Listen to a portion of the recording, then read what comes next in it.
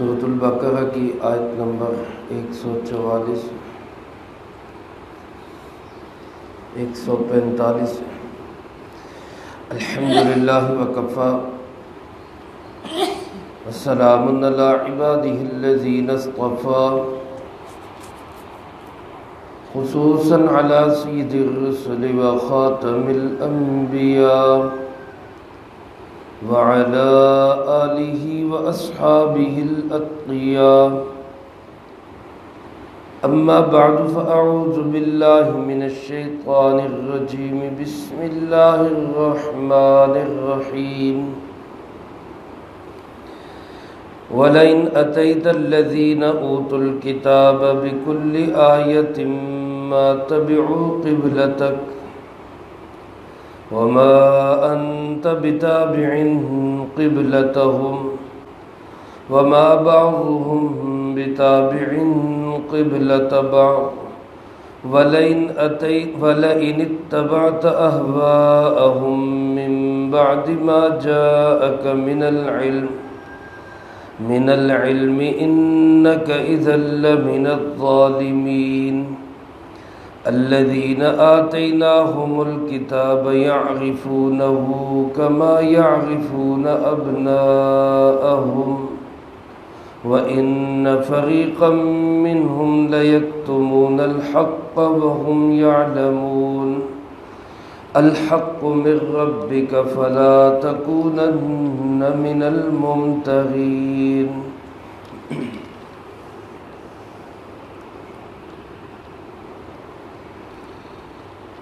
سورۃ البقرہ کی ان آیات مبارکہ میں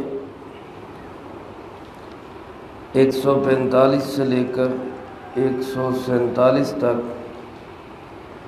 اللہ رب العالمین نے اپنے پاک پیغمبر حبیب کبریا جناب محمد مصطفیٰ صلی اللہ علیہ وآلہ وسلم کو اس بات کی یقین دہانی کروائی ہے کہ جن کے لیے قبلہ بیت المقدس کیا گیا ہے، بیت اللہ کو بدل کر بیت المقدس کی طرف رخ کیا گیا، یہود و نصارہ، یہ آپ کے قبلے کی کبھی بھی پیروی کرنے والے نہیں، اور نہ ہی اب کبھی آپ ان کے قبلے کی پیروی کرنے والے ہیں۔ جب آپ صلی اللہ علیہ وسلم مکہ مکرمہ میں تھے تو بیت اللہ ہی آپ کا قبلہ تھا۔ مدینہ منورہ میں آئے تو ابتدائی 16-17 مہینے تک قبلہ بیت المقدس کو قرار دیا گیا۔ اس کے پیش نظر ایک حکمت یہ بھی تھی کہ شاید یہود و نصارہ اس طرح سے دین اسلام کی طرف مائل ہو جائیں، لیکن 16-17 ماہ کا رزلٹ یہ نکلا کہ بجائے وہ اسلام کی طرف مائل ہوتے، الٹا وہ اسلام کے خلاف اور زیادہ سازشیں اور منصوبے بنانے لگے۔ تو اللہ رب العالمین نے دوبارہ بیت اللہ کو ہی قبلہ قرار دے دیا۔ اس کے بعد بھی یہودی اور عیسائی یہ توقع اور امید رکھتے تھے کہ شاید یہ پھر قبلہ بدل لیں، کہ یہ کہیں ٹکتے نہیں ہیں، پہلے ادھر اب ادھر پھر ادھر، اب ہو سکتا ہے یہ پھر ادھر ہی آ جائے۔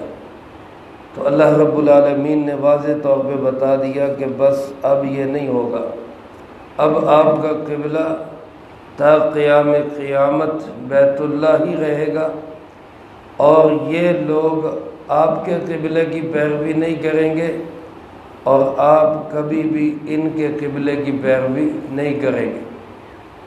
آپ اپنے قبلے کو قبلہ رکھیں، یہ اپنی جگہ پہ کام کرتے رہیں۔ چنانچہ اللہ پاک فرماتے ہیں وَلَئِنْ أَتَيْتَ الَّذِينَ أُوتُوا الْكِتَابَ، اے میرے محبوب صلی اللہ علیہ وسلم، اگر آپ ان لوگوں کو جن کو کتاب دی گئی، یعنی یہودی یا عیسائی، اگر آپ ان کو بِكُلِّ آیَةٍ ہر طرح کی نشانی بھی پیش کر دیں، ہر طرح کی دلیل ان کے سامنے رکھ دیں، ہر طرح کا ان کے سامنے حوالہ رکھ دیں۔ فرمایا ما تبعوا قبلتک، یہ ایسے ضدی اور ہٹ درم ہیں کہ پھر بھی آپ کے قبلے کی پیروی نہیں کریں گے۔ اور فرمایا وما انت بتابع قبلتہم، اور اب آپ بھی کبھی بھی ان کے قبلے کی پیروی نہیں کریں گے۔ یہ امید توڑ دیں کہ اب شاید دوبارہ قبلہ بدل جائے، ایسا نہیں ہوگا۔ اب قبلہ بیت اللہ بن چکا، اب بیت اللہ ہی قبلہ رہے گا۔ اور فرمایا وما بعضهم بتابع قبلۃ بعض، یہ تو آپس میں بھی ایک دوسرے کے قبلے کی پیروی نہیں کرتے۔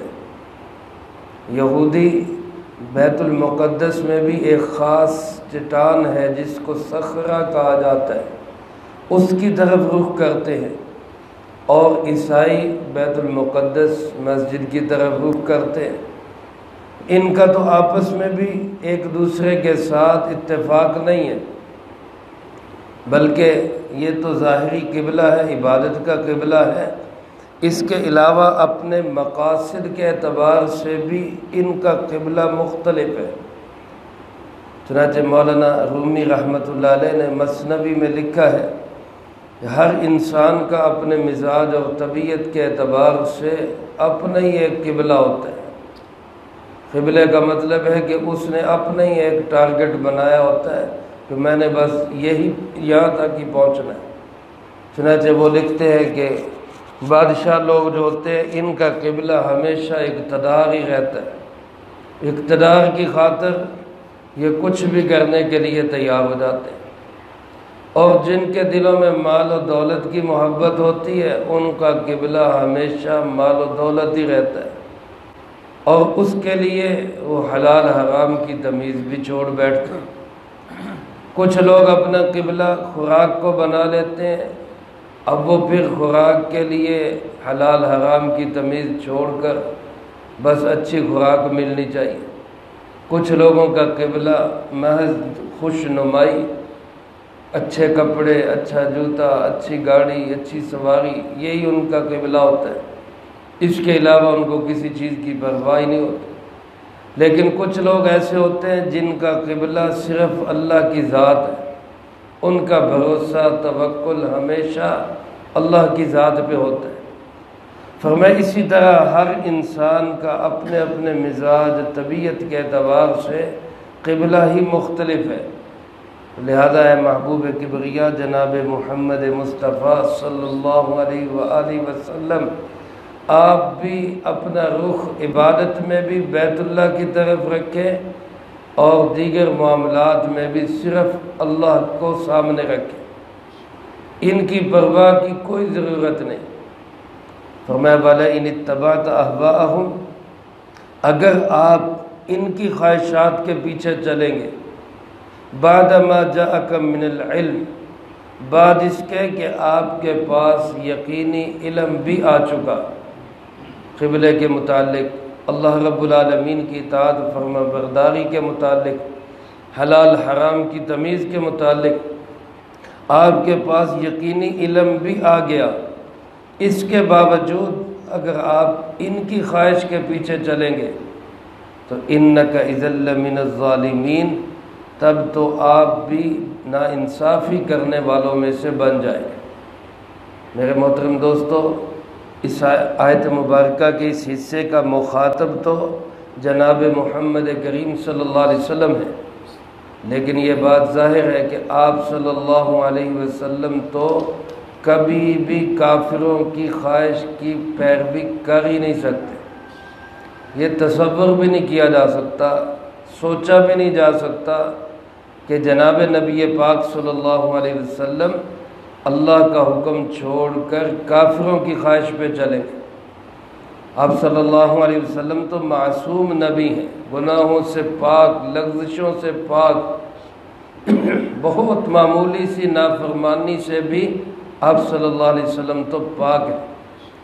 تو حضرت مولانا سرفراز خان صاحب صفدر رحمۃ اللہ علیہ لکھتے ہیں کہ بعض احکامات ایسے ہوتے ہیں کہ ان میں مخاطب تو آپ صلی اللہ علیہ وسلم کو بنایا جاتا ہے، لیکن مقصود سنانا ہوتا ہے امت کو۔ امت یہ بات ذہن میں رکھے کہ اگر وہ اللہ کا حکم چھوڑ کر کافروں اور باطل لوگوں کی خواہش پہ چلیں گے تو یہ بھی پھر ظالم بن جائے گے، یہ بھی پھر ظلم کرنے والے سمجھے جائیں گے۔ میرے محترم دوستو، آج ہمیں اس چیز کو سوچنا ہے کہ اگر ہم کافروں کی خواہشات کے پیچھے چلیں گے اور ان جیسی بود و باش، ان جیسا رہن سہن، ان جیسے طور طریقے عبادات میں، اخلاق میں، معاملات میں، معاشرت میں، تو پھر اللہ پاک فرماتے تم بھی ظالم سمجھے جاؤ۔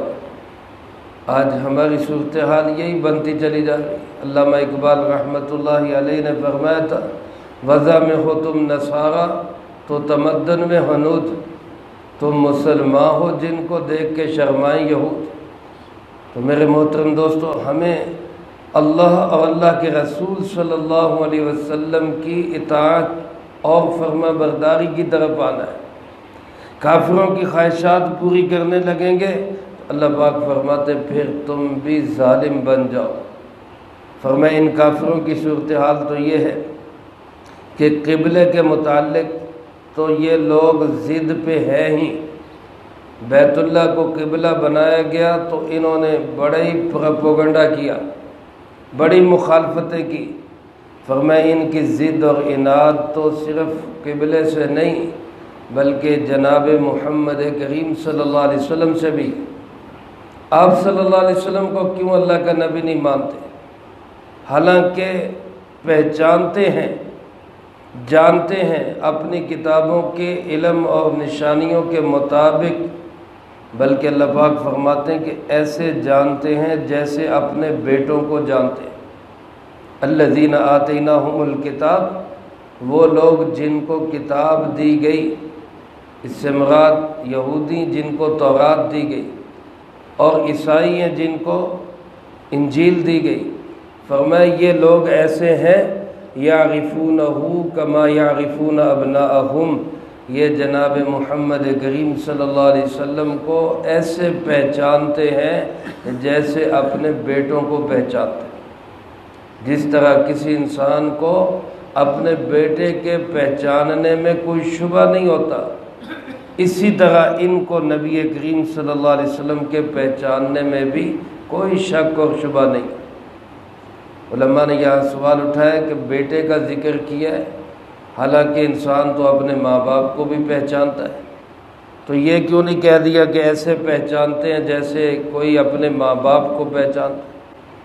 تو علماء نے اس کی وجہ یہ لکھی کہ ماں باپ کی پھر بھی بہت ساری چیزیں اولاد کے سامنے نہیں ہوتی۔ ماں باپ کے جسم اولاد کے سامنے نہیں ہوتے، چھپے ہوئے ہوتے، لیکن اولاد کا تو بچپن سے پورا جسم ہی ماں باپ کے سامنے ہوتا ہے، کوئی چیز ماں باپ سے چھپی ہوئی نہیں ہوتی۔ تو ماں باپ کا اولاد کو پہچاننا، یہ اولاد کے ماں باپ کو پہچاننے سے بھی زیادہ بڑی پہچان ہے۔ اس لیے اللہ پاک نے بیٹوں کو پہچاننے کا ذکر کیا، جیسے کسی کو اپنے بیٹے کے پہچاننے میں کوئی شبہ نہیں، یہ میرا ہی بیٹا ہے، اسی طرح فرمایا کہ اس سے بھی بڑھ کر یہ لوگ پہچانتے ہیں کہ جناب محمد کریم صلی اللہ علیہ وسلم ہی اللہ کے آخری نبی۔ لیکن کیا ہے؟ ضد ہے، ہٹ درمی ہے، عناد ہے، حسد ہے، آپ صلی اللہ علیہ وسلم کو تسلیم نہیں کرتے۔ نصارہ کا، عیسائیوں کا ایک وفد آیا آپ صلی اللہ علیہ وسلم کی خدمت میں سن 8 ہجری میں غالباً یا اس سے پہلے، تو آپ صلی اللہ علیہ وسلم نے ان کو ٹھہرانے کے لیے صحابہ سے کہا کہ بھائی ان کو 60 لوگ تھے وہ وفد کے اندر، 60 لوگ۔ آپ نے فرمایا بھی اتنی بڑی جگہ تو ہمارے کسی کے پاس نہیں ہے، کسی کا گھر اتنا بڑا نہیں ہے، چھوٹے چھوٹے مکانات ہوتے تھے، بھائی 60 لوگوں کو کہاں ٹھہرائیں؟ تو آپ نے فرمایا اس کا طریقہ یہ کرتے ہیں کہ 2-2 3-3 لوگوں کو تقسیم کر دیتے، کسی پہ بوجھ بھی نہیں پڑے گا اور ان کے ٹھہرنے کا بندوبست بھی ہو جائے گا۔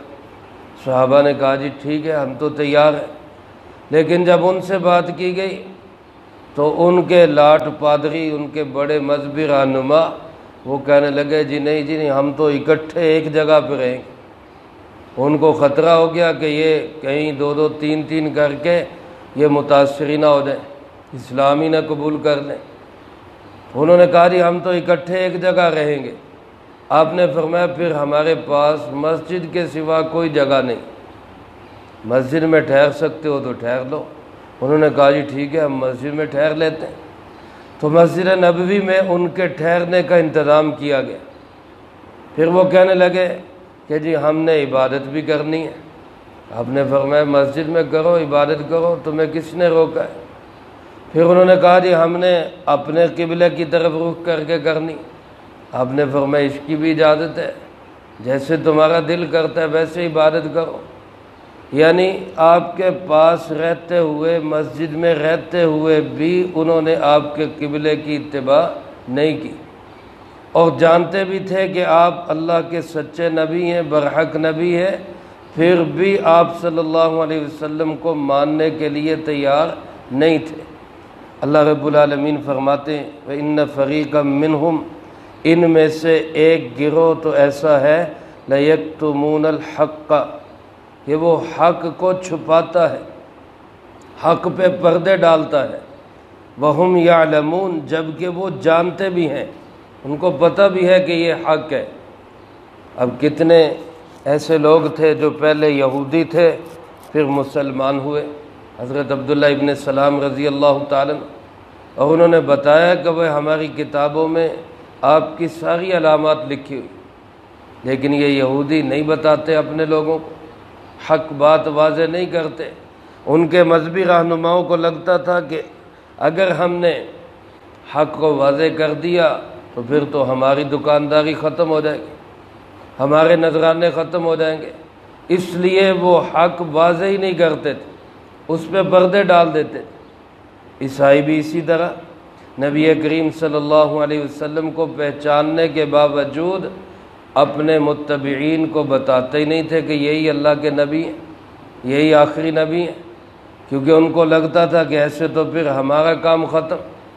آج بھی میرے عزیز دوستو بہت سارے لوگ اسی لیے حق پہ پردے ڈال دیتے ہیں کہ پھر ہماری دکانداری بند ہو جائے، اور پھر غلط سلط باتیں عوام کے اندر مشہور کرتے ہیں، جھوٹ اتنا بولتے ہیں کہ سچ جو ہے وہ پیچھے چلا جاتا ہے، اور سچ جھوٹ لگنے لگ جاتا ہے، جھوٹ جو ہے وہ سچ لگنے لگ جاتا ہے، حق باطل محسوس ہوتا ہے، اور جو باطل ہے وہ حق لگنے لگ جاتا ہے۔ اللہ پاک ہم سب کی حفاظت فرمائے۔ ایسے دور کے لیے آپ صلی اللہ علیہ وسلم نے ہمیں یہ دعا سکھائی کہ اللہ سے دعا مانگا کرو، اللہم ارنا الحق حقا وارزقنا اتباع، اے اللہ ہمیں حق کا حق ہونا سمجھا دے اور ہمیں اس کی پیروی کی بھی توفیق نصیب فرما، وارنا الباطل باطلا، اور اے اللہ ہمیں باطل کا باطل ہونا سمجھا دے، وارزقنا اجتنابہ، اور اے اللہ اس سے ہمیں بچنے کی بھی توفیق نصیب فرما۔ اللہ پاک فرماتے میرے محبوب صلی اللہ علیہ وسلم الحق من ربک، حق تو وہ ہے جو تیرے رب کی طرف سے آ چکا، فلا تکونن من الممترین، پس ہرگز آپ شک کرنے والوں میں سے نہ بنے۔ نبی کریم صلی اللہ علیہ وسلم کہاں اللہ کی بات میں شک کر سکتے؟ آپ تو یقین کامل کے کامل فرد تھے، پہاڑوں سے بھی مضبوط یقین تھا آپ کا اور آپ کے صحابہ کا، لیکن یہ ہمیں سنایا جا رہا ہے کہ جو حق تمہیں تمہارے رب کی طرف سے مل جائے پھر اس حق کے بارے میں شک و شبہ نہ کرو، دل میں میل نہ آئے، بال برابر بھی یہ بات نہ آئے پتہ نہیں یہ صحیح بھی ہے کہ یہ نہیں۔ اللہ اور اللہ کے حبیب جناب محمد کریم صلی اللہ علیہ وسلم نے جو فرما دیا وہ بالکل حق اور سچ ہے، اور ہمیں اسی پہ یقین اور اعتماد کرنا چاہیے۔ اللہ مجھے آپ کو سب کو اس کی توفیق نصیب فرمائے، جو کہا سنا اس کو زندگی میں لا کے دوسروں تک پہنچانے کی توفیق عطا فرمائے۔ اللہم انت السلام و منک السلام تباركت ربنا وتعاليت يا ذا الجلال والإكرام. اللهم أعنا على ذكرك وشكرك وحسن عبادتك. اللهم احسن عاقبتنا في الأمور كلها وأجرنا من خزي الدنيا وعذاب الآخرة. اللهم باقية كباقية الوليد. اللهم استر عوراتنا وآمن روعاتنا. اللهم إنا نجعلك في نحورهم ونعوذ بك من شرورهم. اللهم اكفنا بحلالك عن حرامك وأغننا بفضلك عمن سواك. اللهم اكفنا كل مهم من حيث شئت ومن أين شئت. رب اغفر وارحم وأنت خير الراحمين. رب ارحمهما كما ربياني صغيرا. اللهم ربنا هب لنا من أزواجنا وذرياتنا قرة أعين واجعلنا للمتقين إماما.